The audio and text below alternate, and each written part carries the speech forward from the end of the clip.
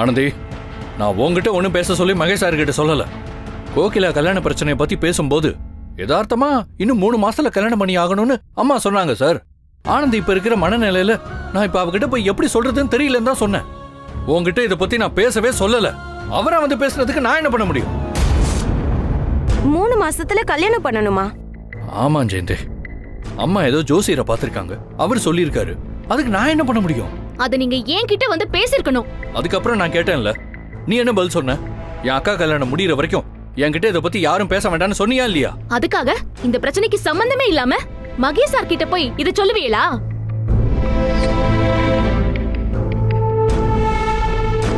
அவர் முன்னாடி வச்சு கேட்டா நான் ஒத்துப்பேன் நினைச்சீங்களா? போதும், 2 பேரும் கொஞ்சம் சண்டை போடுறத நிறுத்துறீங்களா? எல்லாரும் உங்களை தான் வேடிக்கை பார்த்துட்டு இருக்காங்க. ஏய், அவங்களுக்குள்ள ஏதோ பிரச்சனை, நம்ம ஏன் அதை வேடிக்கை பார்க்கணும்? சாப்பிடுங்க, சாப்பிடு. டேய் மாப்பிள, 3 மாசத்துல எப்படா கல்யாணம் பண்ண முடியும்? ஏன்டா உங்க அம்மா இப்படி பிடிவாதம் பிடிக்கிறாங்க? டேய், 3 மாசத்துல எனக்கு கல்யாணம் நடக்கலன்னா அதுக்கப்புறம் எனக்கு கல்யாணமே நடக்காதுன்னு அந்த ஜோசியர் சொல்லியிருக்காரா?